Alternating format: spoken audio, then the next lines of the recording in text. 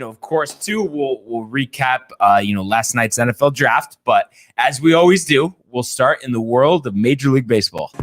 Giving chases Judge, and he dives into the stand. DeGrom begins the season with an overpowering strikeout of Ronald Acuna. The wall is gone! 3-run home run! What's going on here? I love it. He drives one to the moon. High, deep, and very gone. So, yesterday... Love to see it. Never get tired of that. Never. No. Yesterday was one of those games, isn't it just annoying for the Yankees? So, you lose to the Orioles, which is bad enough, but the fashion that they did, losing in 10 innings, and I don't have it in front of me, but if I had to guess, I want to say in extra inning games, they're probably 1-4. I think they've only won one of them. It's just, I hate the whole runner. I mean, we've talked about it so many times, but the other team has to deal with it. So It's like, why are we so bad at it? And it all started off with, so obviously, they start with the runner on second. Tyler Wade's the first hitter up, strikes out bunting. I mean, are you kidding? Whose decision was that, dude? Cashman? Come on. But it's like, dude, when there's two strikes, I mean, unless the guy, I don't know. I don't even know if it's even worth ever doing that, especially in an extra inning situation like that. I guess it's kind of smart to bunt the runner to the third, but I mean, if you hit it well enough, he's going to come home anyway. So, I don't know, man. It's tough, dude. And he's a lefty, so it's like, just pull a ground ball, the guy will get over anyway. Yeah. So that just set a bad, tone for the inning. Extra and then one good part, obviously you never like losing, but Judge did pinch hit. I mean, he struck out, but they're saying, he'll start tonight. So which is nice. You want him back. And Stanton, he came up in that situation. Couldn't, I think he struck out too, but 3 for 5 for the game, 8 for 15 his last 3 games. So it seems like he's really coming along. So that's a positive sign. And Montgomery, I think he pitched okay. I thought they could have let him go another inning. I mean, I was surprised when they took him out after the 5th. 74 pitches. I think a lot of it has to do with the third time around the order. And I know, stats show it, but what's your whole philosophy? Do you think it's just throw those out the window and it's eye test, or how do you feel about third time around the order for a starting pitcher? I mean, I would say at that point, throw the stats out the window, dude. I mean, talk to the catcher, talk to your pitcher, see how he's feeling about it. I mean, if he's still throwing gas, if he's doing well, if his pitch count is relatively low, why not keep him in there? Right. So I think, not that it affected the game. I mean, the bullpen did fine, and it's like Loaizaga, he gets the loss. That's tough. He gave up a sack bunt and a sack fly, and he gets the loss. That's tough. That's why this rule is just crazy. And then, it was cool and they got robbed, but, you still needed to hit more anyway, but they were down a run, 9th inning, Glaber's up, 2 outs, hits a gapper, but of course it's a ground rule double. The run easily would have scored, and then they would have had the lead, and Chapman pitched, a perfect bottom of the 9th. So they would have won the game, but since the runner doesn't score, what's your thought on that rule? I mean, do you think it has to be like that, or do you think they should alter it in some way with a ground rule double when a runner is obviously going to score, but then he has to go back? I don't know. That's a tough call, dude. I mean, I don't know. I mean, if they modify it to modify it exactly how, I guess, at that point. It's either, I think at that point, it's either just keep it or get rid of it. But I mean, you think it would be too shaky to just make it a judgment call for the umpire? Yeah. I think, dude. People would be saying. Yeah, because then, dude, I mean, God forbid, a call doesn't go the Yankees' way or something, or a team's way. It's kind of iffy. That umpire's going to get torched, man. Yeah. It's just, but like I said, I mean, it really didn't come down to that. I mean, they should have put up more runs. Right. It's not like they were facing an ace for the Orioles. And, 10 Ks as a team, 28 guys left on base. 28? I mean, that's high. Bad. And, they had a situation, I think there was 1 out in, I want to say the 4th or 5th inning, bases loaded. I mean, they got 2 runs in, but it's it could have been 6 runs in, keep a rally going. So that's just one thing I've noticed this year. They haven't taken advantage of those situations. Very few in between that even get any runs out of it. Right. Very few big innings. I know. And it's kind of a shame because, the bats are kind of coming around. Right. With Stanton and Glaber kind of tying up the game and stuff. And even Judge was doing well, right? Yeah. So it's just a shame they just couldn't, Tough one to take. And it's Yeah. funny in a group chat with a couple of my friends, who are Yankee fans, right away, as soon as the game's over, I get the Yankees suck, because they get so tight. I'm able to kind of weather the storm a little better. I'm like, dude, okay. Like, it's like, yes, they should have won the game, but at the end of the day, it's 1 out of 162, and you can't tell me that this disappointing loss has anything to do with what's happening in September and October. Right, very true. It doesn't. But it's just, another tough break, and and I'm sure they're ready for the calendar to flip to May, because they're 11-14. I mean, even if they win tonight, it's still going to be 2 under 500. So disappointing start, but nothing that you can't recover from. No, certainly not. I mean, and then upcoming schedule, they have the Tigers coming up, 3 games. So yeah, you would hope that they can kind of get some momentum coming their way. I know we talked about that with the Orioles before this, but still the Tigers, I mean, this is kind of your shot to kind of, recharge, settle it back a little bit, get the bats going. I think you'll be fine. Yeah. I mean, and then, like tonight, for instance, I mean, it's Cole versus Tariq Skubal. If you can't beat the Tigers when Tariq Skubal is opposing Garrett Cole, like, there's a problem. Yeah, dude. Especially, I mean, with Cole on the mound, dude, come on.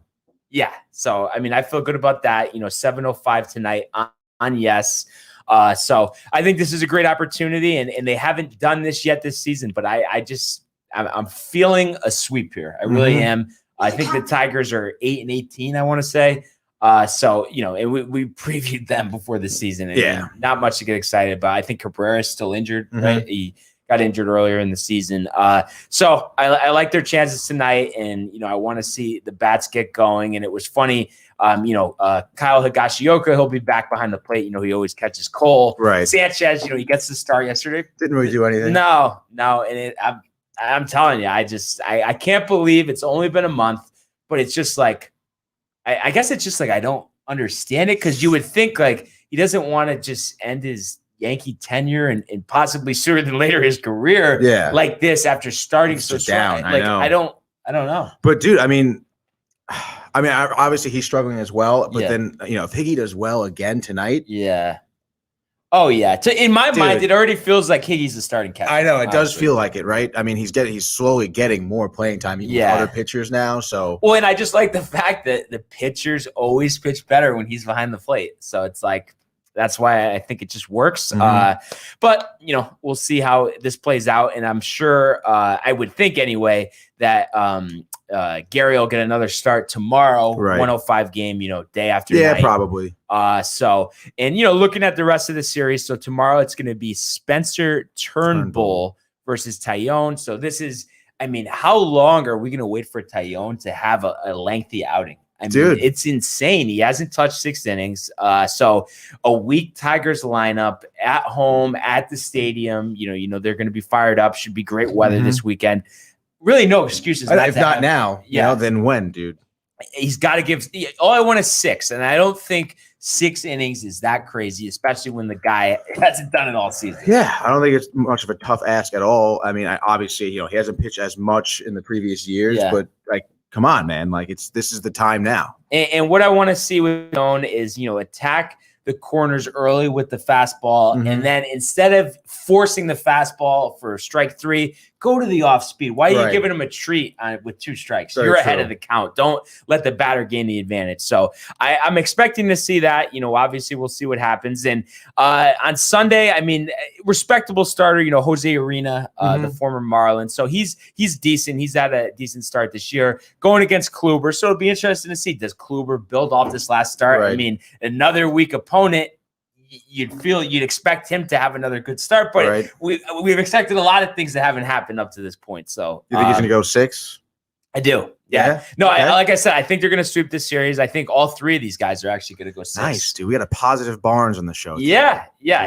And hey, they sweep this series for the first time this season. We're talking over 500. So be 15-14, and then you just go on from there. And obviously, like you mentioned, after this series, it's going to be the Houston Astros. So that they're going to be pumped up for that one, and nothing more they want to do than take care of business, against them. Yeah. And then Barnes will be buzzing. Oh man, dude, I think I told you about this, but I'm still disappointed. Me and a couple of my friends, we had the hotel, the tickets, the plane, all set to go to Houston. Actually, last May, we're going to go to all 3 games. And then, obviously the season didn't start on time.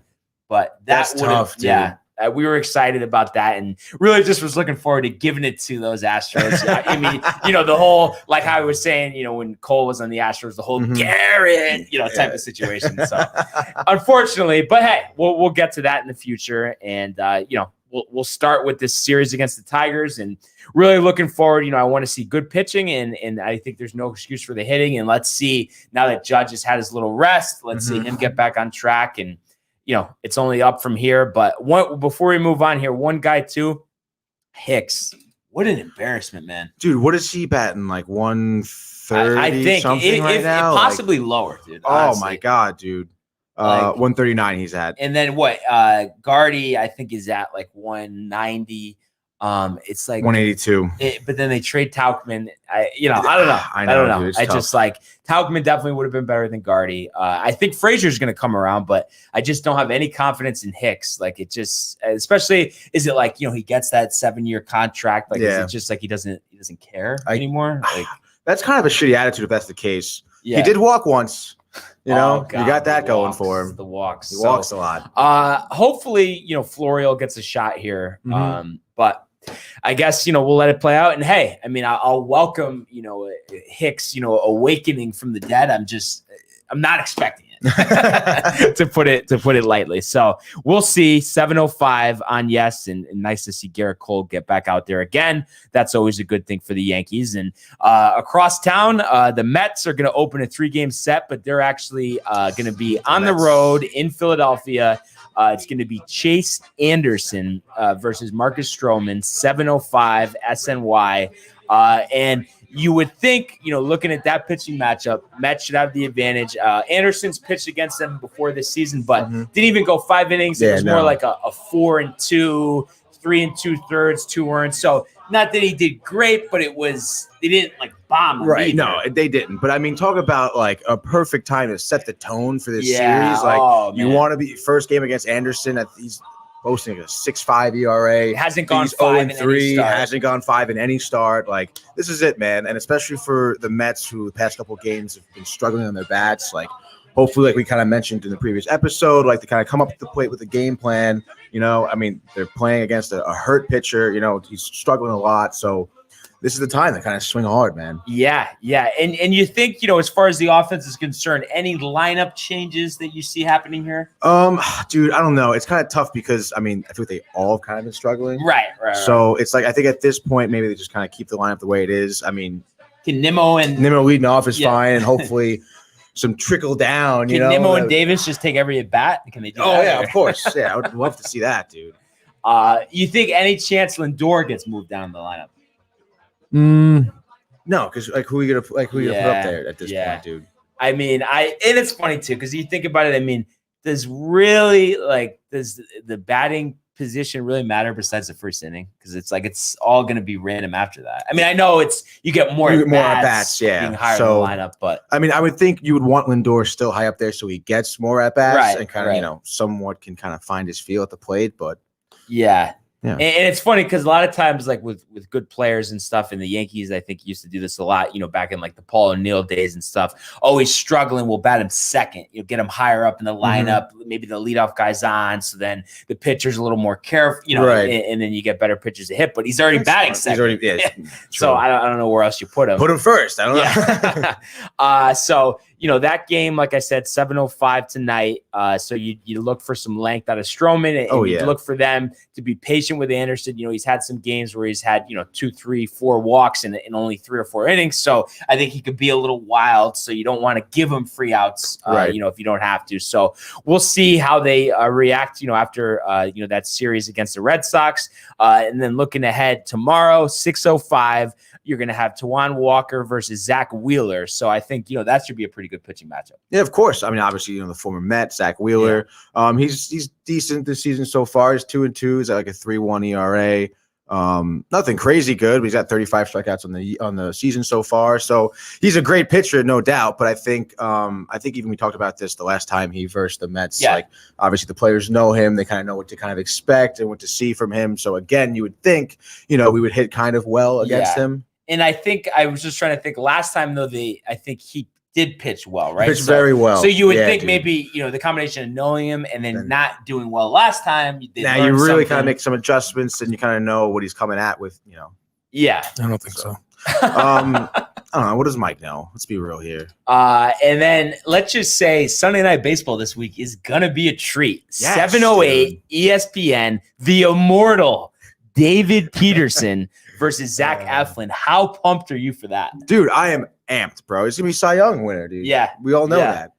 So the talk on the fan about, when the guys come back, he's not going to be in the rotation. I don't want to hear that. All right. I'm just saying. I mean, put Carrasco in the pen. You're going to double down on Peterson? I mean, dude, I'm just saying. So let's say when that time comes, which I would expect to be, especially because Syndergaard is probably going to be well. So let's say in 2 months, Peterson's ERA sitting around 3. You're going to tell me you're going to want to take him out of the rotation? No, absolutely not. If it's sitting around 3, if he's doing well, of course you got to keep him in there. It'd be stupid not to. Yeah. And then also, with this matchup, like we said, Peterson's pitched well. Zach Eflin, I think that's a guy who had some hype, and then now, I mean, that's a guy you should be able to hit. A little bit of a dud. Yeah, man, definitely. I think I'm not sure where his velocity is at, but he's struggled so far with location on his off-speed pitches. Yeah. So hopefully, he's a couple in the middle of the plate. We recognize that and take advantage. Yeah. So we'll see what happens in both series. And like I had said, and like we've said, we don't believe in the whole jinx thing, but I'm just going to put this out there now. I think our teams go 6-0 this weekend. Let's go, baby. That would be a first this year. That would be a first, right? Ooh. I don't see that either. For a big party, dude. Really looking forward to the Monday baseball recap. Thanks, Mike. So, hey, lot to watch for this weekend. And right now we're just going to take a quick break, and then we're going to get Grasso on for some NFL draft and NBA.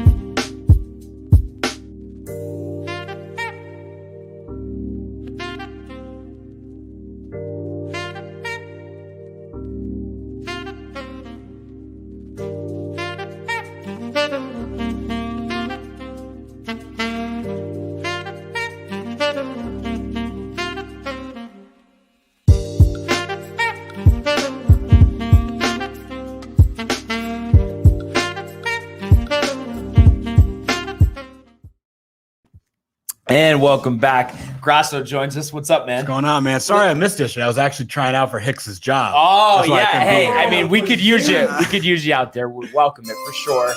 And, speaking of that, Tone, it's funny because usually, you come on, we're right to the NBA, but a little different today. We're going to recap the NFL draft from last night.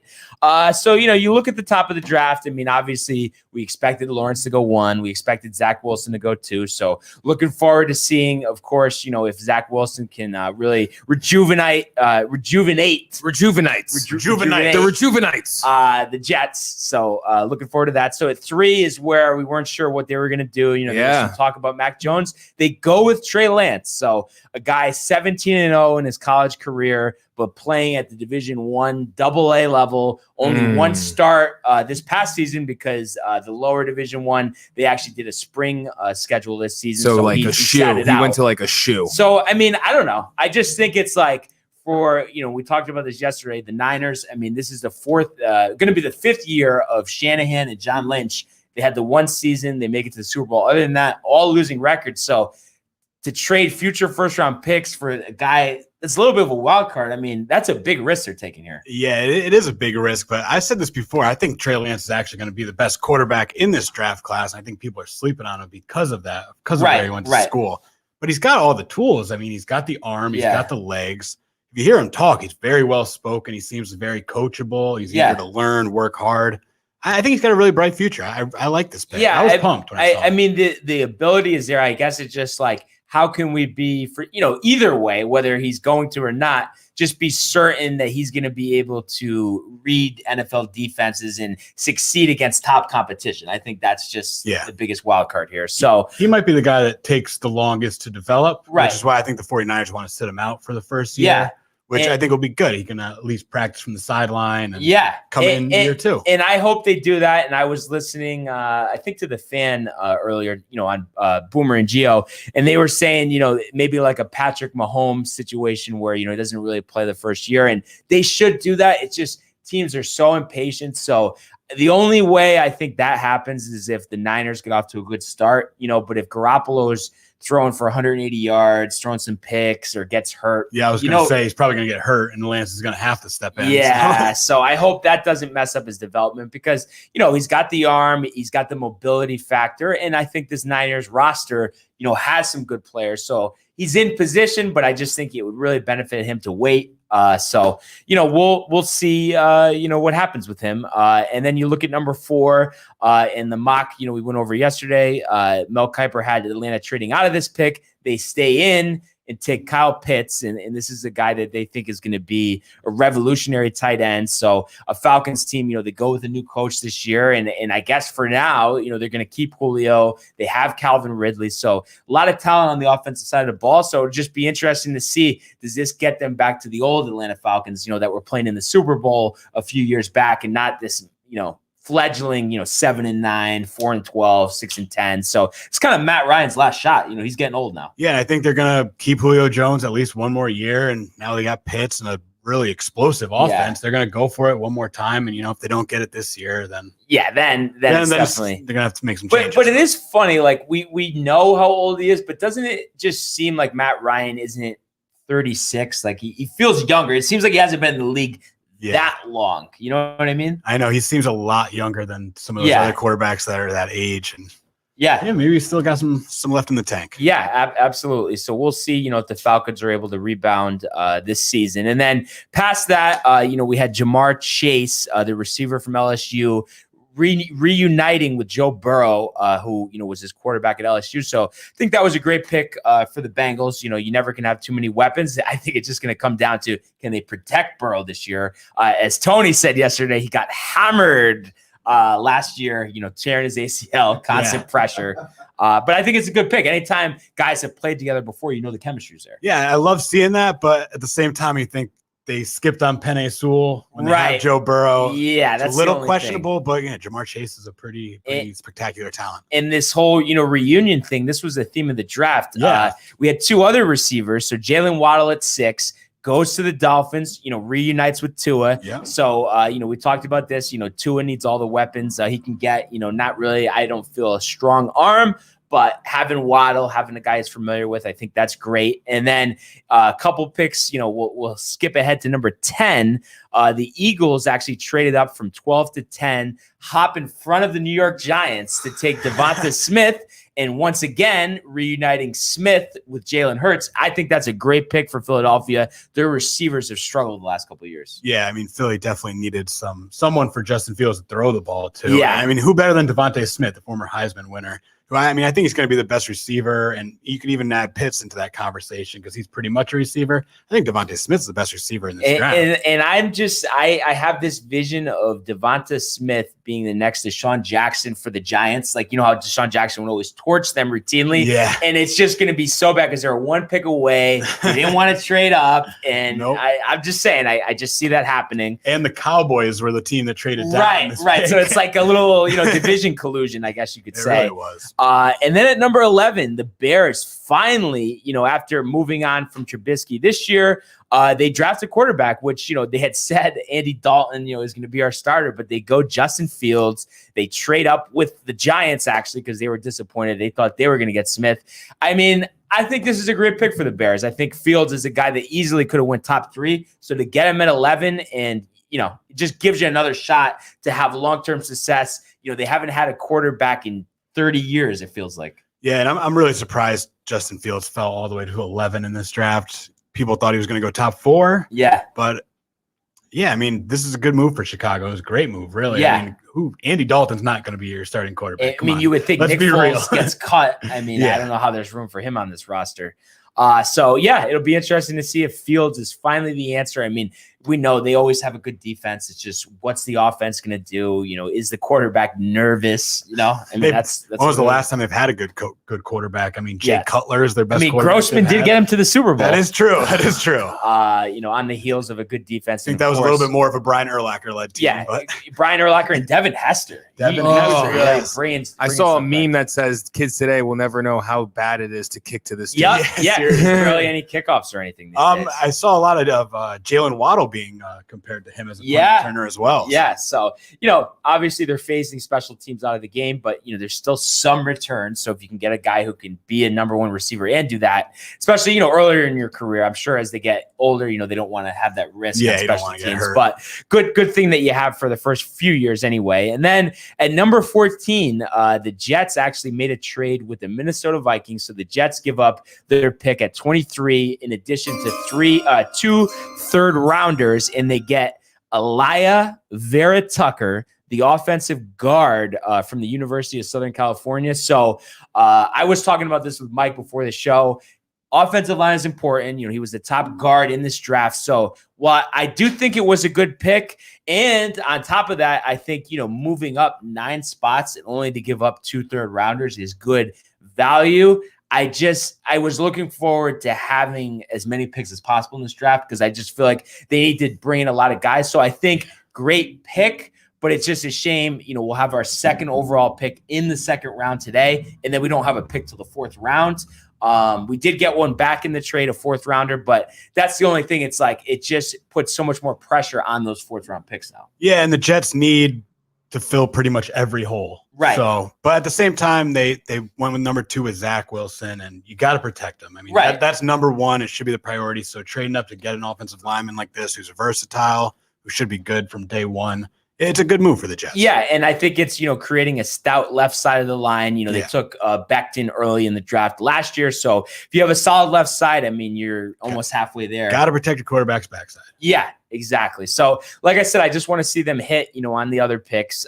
So we'll see, you know, how that trade plays out. But I'm obviously hoping this turns into like a Zach Martin situation or, you know, Quentin Nelson, you know, on the Colts, where you see an impact guard, because for a while guards weren't even going in the first round of the NFL draft, and that's kind of recently started within the last 10 years. So hopefully that works out. You know, it all starts with the offensive line. And then at number 15, the Patriots, you know, everyone was saying, oh, they got to get a quarterback, they're going to have to trade up. They stand pat, they get Mac Jones, and you know, I mean, I think from a value perspective, a guy that was talked about possibly being top 3, I mean, I think he was overvalued the whole time, but just from where everyone kind of had him slotted, I mean, I think it's a good value pick for the Patriots. Yeah, and that's who the Patriots wanted. They didn't have to give up anything else to trade up. So, I mean, the Patriots are ecstatic, but I'm with you on Mac Jones. I mean, I don't think he's going to be much of a quarterback in the NFL, but yeah. The Patriots are happy. And I think especially, you know, because, okay, you know, obviously the Patriots have a good system when they have the players, you know, to do what they need to do. But I just see a very low ceiling. You know what I mean? It's not like I could see Mac Jones ever being an MVP in this league. Oh, no. I just feel like this is going to happen. I don't know. But you really think that, though, an MVP, Mike, honestly? I just have a feeling he might be another Tom. Oh, my God. And it's sad to say it. So the Patriots could get lucky like that. Honestly, I'm seeing more AJ McCarron. You want to see that. That's what you want to see. Dan Orlovsky. I mean, how do you not want to see that being a Jets fan, Mike? Dude, listen, I'm jinxing it the other way. Okay. All right. I mean, hey, I don't believe in jinxes, but hey, if that helps us, you know, we'll see what happens. So interesting there. And it'll be funny to see too, you know, I'm kind of thinking maybe Cam starts the year as the starter and then they ease him in. Especially because I don't think, you know, Belichick has any patience for rookies and making mistakes and stuff. Yeah. Not that Cam doesn't make a lot of mistakes either. So be interesting to see, you know, how that plays out. And then, you know, skipping ahead a little bit, number 24, the Steelers, you know, they stay at 24 and they get Najee Harris, running back from Alabama, big physical runner, 4-year player. So, they let James Conner go in the offseason. I think this is a great pick for the Steelers. Yeah, I mean, he's an absolute touchdown machine. So anytime you add that to your offense, that's big value right there. And, everyone says, don't pick running backs in the first round. But when you got guys this good, go for it. And I think that narrative changes as you get into the mid to late 20s, end of the first round. Then, especially because those teams picking there are already good. So having a really good running back might help. And I mean, he's obviously not as big, but still somewhat big. Almost reminds me of Derrick Henry. He went to Alabama. So if you could get anything close to that, I mean, what a home run pick. Yeah, that's a success. And then at 25, another reunion actually. Time. Hey. The Jags get Trevor Lawrence's running back from Clemson, Travis Etienne, and they already have, I think it's James Robinson. He had 1,000 yards last year for the Jags. So to get another running back, a guy that's comfortable with Lawrence, I mean, that's a great pick. I think it's the perfect pick for Jacksonville. I think Etienne's a great player. I loved watching him in college at Clemson, and teaming him up with a guy that he already has chemistry with, especially they're going to pitch the ball a lot to him and a lot of passes out of the backfield. I think this is a great pick for Jacksonville. Yeah. So, especially, he could just start as being the third down guy. But like we see, if he's running well, I mean, they're going to end up giving him all the work, of course. So I like what I see from Jacksonville so far. Obviously a lot of picks to be had here. And, the second and third round will be tonight at 7:00. The Jets will be on the clock with the second pick of the second round. So this is very important, like I said, because their next pick isn't until the 4th. So you really want to hit it here. And just from reading, articles and stuff, it seems like they want to go with a defensive end or a corner, but it's just like, I feel like they got to take a receiver or a running back. There's a couple of running backs from North Carolina that are very versatile. They're expected to go around this time. So I feel like you just need, give Wilson just have a plethora of options for him, just give him weapons, load it up, and let him have a decent rookie season to go into year 2 with even more confidence. Right. And I think more of the reason, and I know, times are changing for the Jets, but it's just, I've seen their 4th, 5th, 6th round, and they're just usually so bad at those picks. So it's like, I just don't want to have another draft where we don't get, an offensive skill player. Last year, Mims was a great pick, but it's like, you need more than that. Because I feel like right now, I mean, they have Corey Davis, they have Mims, they have Jamison Crowder, but maybe in a couple of years, Mims could be number 1. But those guys are 2 and 3 receivers. I just feel like to have let's have an explosive offense. And I just feel like having, I don't know. I think that limits them this year if they don't pick up another receiver. Yeah. I mean, maybe one day they'll get that explosive offense, but I don't think the Jets are going to be too good this year. I don't think anyone's expecting much out of them. So hopefully Zach Wilson could just kind of keep it going forward and have a good year. But it's funny because it's like, obviously for the future, of course, it would be great if next year they had, the number 1 overall pick. But at the same time, I just feel like after seeing what happened with Darnold, you just want as much success early as you can. And even if it's 6 and 10, but he's like a Pro Bowler, I mean, that's the building block that you need. Yeah, I mean, that would be amazing for the Jets. Yeah, so we'll see, what happens, tonight. And like I said, rounds 2 and 3 tonight, 7 p.m. And then Saturday, I believe it starts at noon, rounds 4 through 7. So that's what they say, is the teeth of the draft. That's where you really hit your home runs on those sleepers. And the way it's, set up now, the Jets have 2 4ths, 2 5ths, and 2 6ths. So that's 6 picks. And it's like, you really got to hit on half of them at least, because they can't even the history will show they can't even hit on a third of those picks. Yeah. So really want to see them go deep and get some good players, but looking forward to it. And before we move on here, just one other NFL note. We didn't get to cover this on the show because it came out after we were done yesterday. What's your thoughts on this Aaron Rodgers situation? Aaron Rodgers wants out. I think he really does. But do you think he's been chilling with Uncle Dennis and Kawhi, honestly? Maybe he wants to go to LA. But I don't really know. But the Packers are in a pretty tough situation right now because what are you going to do if Aaron Rodgers says, I'm not playing? But I was listening. Oh, geez. What were we listening to before? I think actually I was with Mike. I think we were listening probably to 98.7. Yeah, 98.7. And they were saying, so it's if Rodgers retires, he has to give back $25 million. So I don't think he's retiring. Yeah, so that's a lot of money. if you refuse to trade him, I mean, what is he like?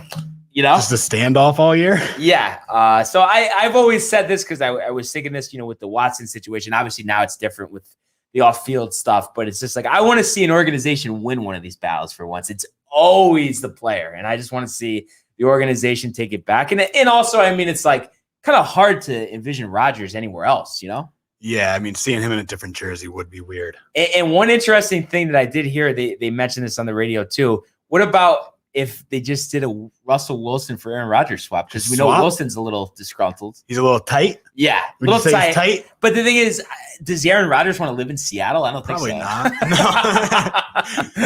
He probably wants to go to the Rams. But, they were reporting Mark Schlereth, he's on Fox Sports now, used to work for ESPN.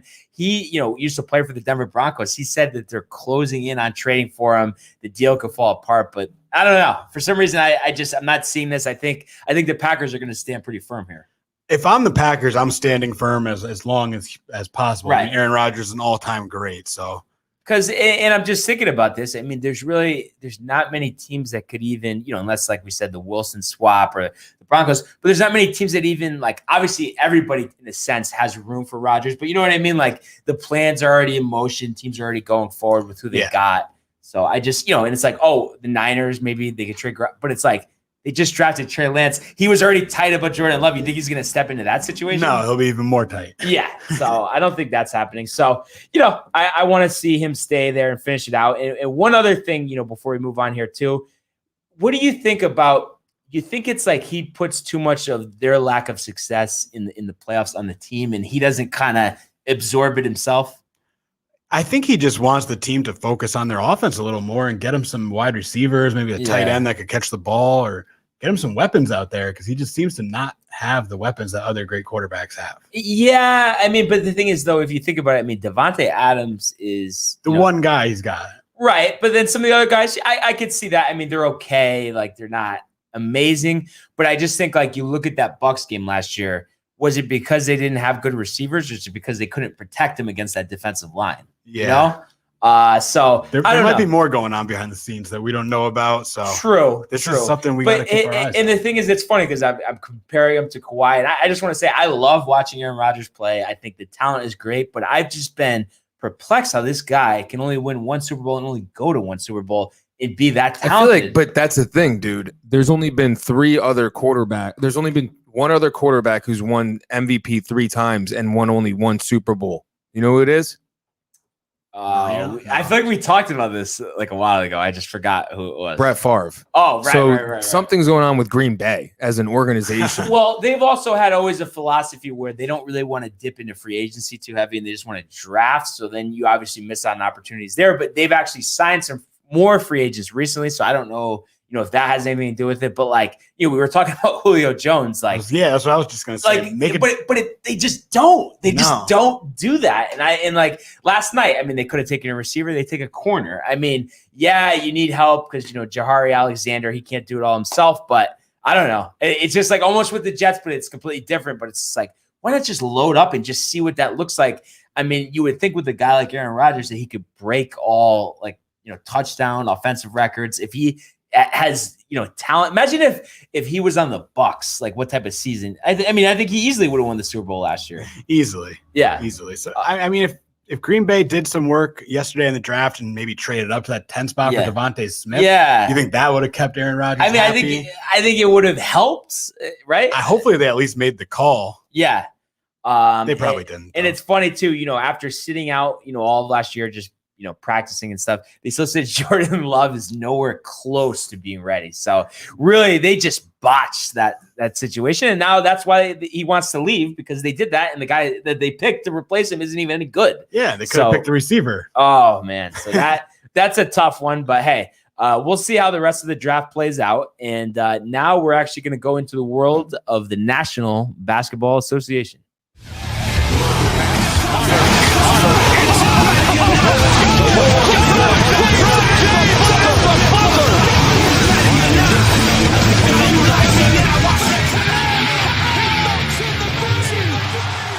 The Lakers never gonna win again. Oh my God! When was the last time they won, bud? Last year. No, I mean a game. 2 games ago. I don't know about that. I think they've lost 2 in a row. So what? 3 games ago? One in a row. 1 in a row. So Yeah, but then before that, they lost like 5 in a row. no, they did 4 and 6 in their last 10. 4 and 6 in the last they 10? rotated though. It was like 12 games of win loss, win loss. And then they hit 2 losses in a row. Yeah, I mean, luckily, I saw AD with his hands on his head the other night crying. I mean, Still struggling. I just have been, more focused, and LeBron's tattoo. no, on the Yankees turning it around in this NFL draft. So that's kind of eased the pain of waiting for LeBron and the Lakers obviously To get knocked out of the first round. Yeah, okay. Have you seen the new tattoo? I don't need to see the new tattoo. Okay, LeBron's new tattoo. It's a tattoo. I mean, come on. It's a message to the league, actually. What does it say? It's images of all those, the dude with the mask that kills people, all the murder people. He has this tattoo from movies. Like, what's the dude with the mask? The Joker? No. There's a lot of murderers that wore masks. Mike Myers. He's got Mike Myers on there. He's got a bunch of other dudes, and he's basically saying, "I'm about to murder the league." Yeah, but like I always say, when the time comes, LeBron's always ready to bring it. So, tattoo or not, I think he's gonna ball out. That's the key, and we're gonna do things a little differently, like we said yesterday. Last night we didn't have too many marquee matchups, so we'll actually start with tonight's matchups and then just have a quick couple notes on what happened last night. So the first game we have is the Spurs visiting the Celtics. So Spurs come in 31-30, and the Celtics are now 33-30. These teams did play all the way back in January, and the Spurs did win 110-106. And you look at the Spurs, they are 18-11 on the road, and I think 13-19 at home. Yeah, they're better on the road than they are at home. Very rare to see that, especially out of a Spurs team. They almost set the record. They almost went undefeated at home. I mean, this was like 5 years ago, but remember that they lost like the last game or 2. Yeah, I do. So that was crazy. So you look at the team this year. I mean, it's kind of funny because they just got off to such a good start. This almost feels disappointing, but then if you go back to what we thought before the season, they're kind of ahead of where we thought they would be. Yeah, I mean, I don't think anyone really was picking the Spurs to even make the playoffs. So for them to be in this play-in situation, it's got to be somewhat of a win for them. Yeah, and I mean, they have to be happy what their best player, DeMar DeRozan, has done this year. 21.5 points per game and a career high 7.2 assists. So that's helped them in some of the the closer games. It's just all about what are the other guys going to do, and we've mentioned him before. Keldon Johnson has had some great moments, but just very up and down. I mean, you got to expect that out of a younger player, but that's the type of thing that they need to be more consistent. So right now, if the season ended, they would currently be the 9th seed and would play Memphis in the play-in game. And do you feel like it's important for them to somehow get through that and get in a playoff series, just for some of the younger guys on the roster? Or do you feel this year's, there's no hope this year anyway, so it doesn't matter? I don't think it's as important for this team to make the playoffs as it is, say, for the Grizzlies or, I know the Pelicans aren't going to be in there, but for some of those other younger teams, because the Spurs have a, kind of a veteran core with DeRozan there to lead it, but DeJounte Murray, those guys, you want them to have as much playoff experience as possible. Keldon Johnson, Lonnie Walker. Yeah. So, yeah, I mean, it's kind of one of those things. It'd be a luxury if they made it to the playoffs. If they don't, yeah, I mean, I wouldn't be terribly surprised if they beat Memphis if they did play them. No, you just got to win 2 games. So, we'll see how they do, down the stretch. And on the other side, the Celtics, after a rough patch of kind of, calm things down a little bit, 6-4 in their last 10. They are currently 6th in the East, 2 games behind the Knicks for 4th. So really have to finish strong here to move up the standings and avoid, falling. And I think this year really is all about Jason Tatum, his 4th year in the league, and he's averaging career highs across the board: 25 points per game, 7.4 assists, or 7.4 rebounds, 4.4 assists, and 86.9% from the free throw line. So, for all the negativity around the Celtics this year, I think that's one thing they have to be happy about. It's clear that this guy is their franchise player out of anybody else on the team. Yeah, and he's played better as the year went on too. Early on, I was kind of thinking he might have been taking a step back as this year started, but He blamed it on COVID too. I don't know if you remember him saying that. I don't, but he's got a point there. I mean, this was a crazy start to the Right. season. There was a lot of missed games, a lot Right. of players out for COVID reasons. So not injured, but out of games. But he turned it around, and he's really leading this team. They're finally playing above 500 basketball. Right. They're a team to kind of be scared of in the East. And if they win tonight, Atlanta's playing Philly tonight, so they're probably going to lose that game. That would tie them up for the 5th seed there. Yeah. Get them out of playing one of those top 3 teams in the first round. So and it's funny too because the Fournier deal hasn't does he even play? I know he was out with health and safety and he was injured. Yeah. And he didn't play well. So for them to play well despite that, because they gave up some decent pieces there, and Tice was playing well for them at the time. Not that we think he's too good, but I'm impressed that they didn't. I thought the bottom was just going to fall out, and they were going to be at this point, 6, 7, 8 games under 500. Yeah, I thought they would be in that 12 or 13 seed at this point. I thought it was the wheels had completely fallen off, but you know what? Good teams turn it around, and it shows some maturity out of Jason Tatum and Jaylen Brown to lead this team back. Right. And then, do you think, it's possible? Of course, it's matchup dependent, but that they could win a series in this playoffs? Yeah, I think they could easily win that 4-5 matchup. I know unpopular opinion would be them beating the Knicks here, and we don't want to say that here. Would you take them to beat the Knicks? Or you think it'd be a 7-game series? I think it'd be a tough series. I probably would lean towards Boston due to that experience. And a little bit more star power from the perimeter. More scoring. Yeah. Really, Jason Tatum being the main guy there. But Brown, he's played well this year. So, when it comes down to this matchup, who do you lean towards here? I think Boston's going to win this game. And we've talked about it before. When Eastern Conference plays Western Conference, the home team usually wins that game. Right. And these teams are pretty even as it is. So you kind of have to give the advantage to the Celtics here. I just think Tatum and Brown are the 2 best players on the court in this game, and I think that's going to be it. That's DeRozan, can only do so much. Yeah, DeRozan's great, but it's funny. I usually, when I look at a matchup, I'm always just looking at really, who has the advantage. But I just think that these are the type of games though that Boston has lost this year. So I'm actually going to go with the Spurs here, and I think DeRozan, has a big game, and maybe he bottles up Brown a little bit. We'll see. What happens, but I think should be a competitive game. What do you got here, Mike? What do I got? I got another 74-point outing from my man Brown and Tatum, and DeMar is going to keep hitting that mid-range game, and that's all he's going to do.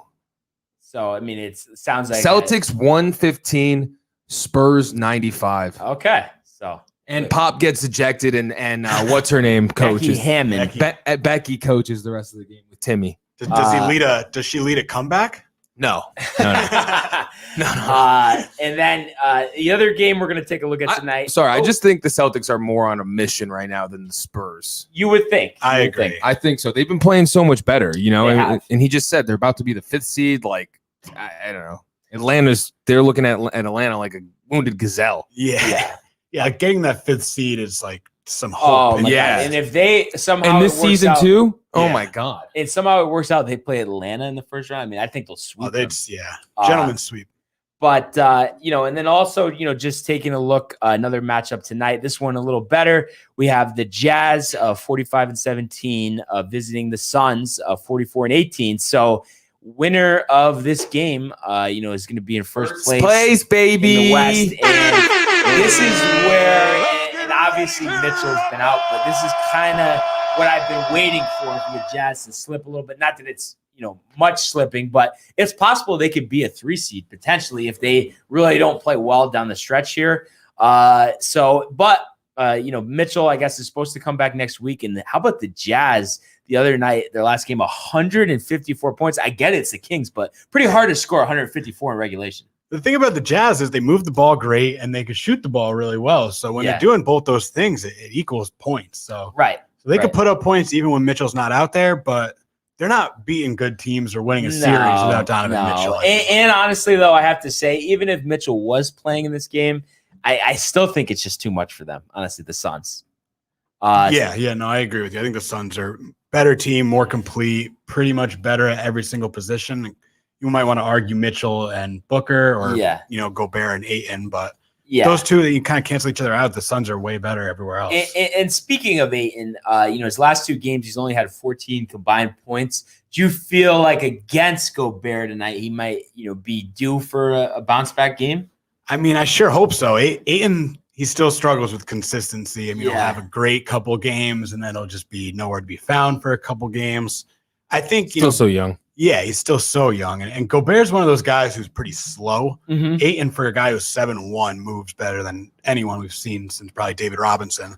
So he could take advantage of Gobert in a lot of situations here, and especially in the fast break. If Gobert struggles to get back on defense and Ayton can start running down the middle of the floor, I mean, Chris Paul and Devin Booker look for him. So I think he could have a good game tonight. So it'll be interesting, and I'll start with you here. I mean, what do you see happening? I got Suns by at least 20, and I know I wasn't here yesterday to talk about this, but after they beat the Clippers on Wednesday, I mean, Chris Paul is right there with Jokic MVP. Yeah, I mean, those two is a toss up. Yeah, this is why they're going to get the first seed. They're playing for CP3's MVP season right now. That's why they're doing it now. Now it's all about that too. It's funny. I was saying yesterday, it started out it wasn't a joke, but it almost was it wasn't a serious thing to say. And now it's actually like a normal opinion. It was one of those things that like real basketball fans could watch and appreciate his being valuable. Yes. But like the numbers didn't show it. So we didn't think there was a chance. Right. Now everyone's just starting to see how good the Suns are playing. I mean, Devin Booker's great. We know that, but Chris Paul really with no Chris Paul, and who knows? I mean, maybe just because of this situation, this is where the whole mindset when it comes to MVP voting changes. Yeah, and I mean the thing is, if Jokic kind of fell off without Murray in this last couple of weeks, I would definitely say Chris Paul would win it. Yeah, or would at least get close to half the votes. The fact that Jokic is still playing great, and he had that game-winning block against Zion the other night, like he's still making really big plays. So I still think Jokic is gonna get it. Yeah, but Paul should get it. The two people I've heard talk that have votes are Stephen A. Smith and Jalen Rose, and both of them are saying Chris Paul he's right there. Yeah, so it'll be interesting to see, and it would be nice to see at 35 years old. Oh yeah, I mean, what a story! A guy that like we said was kind of written off, a little bit. What do you see here, Mike? CP3 2020. 2020. Did I stutter? Dropping down. 2010. No. 2020 and they win by 20 or no? 2020 and they win by like 15. Yeah. I'm gonna say Suns by 15, honestly, not to copy you, but it's all right. I mean, but I just think the Suns are on a mission. Yeah, they really are. They're like a comet. I think Ayton will make Gobert look like a fool. And you know what? Actually, this could be like when Nash won MVP because Kobe was the best player in the league, but back-to-back years, Nash won it because of how valuable he just showed how valuable he was. So, and he was averaging like 16 and 16, 18 and 16. So I think, he definitely will have a lot better shot if he has some huge games here, down the stretch for sure. So that's why I think that game against the Clippers was huge because the Clippers obviously a very good team. Yeah. Because Paul played great down the stretch. And then, so just some other notes from last night. How about Kevin Porter Jr., the former first-round pick by the Cavs, for the Rockets, fourth youngest to score 50 points in a game. He's only 20 years old. And my question to both of you, I know we were talking about this before, there was a little locker room situation, but you think the Cavs blew it by jettisoning him out of town?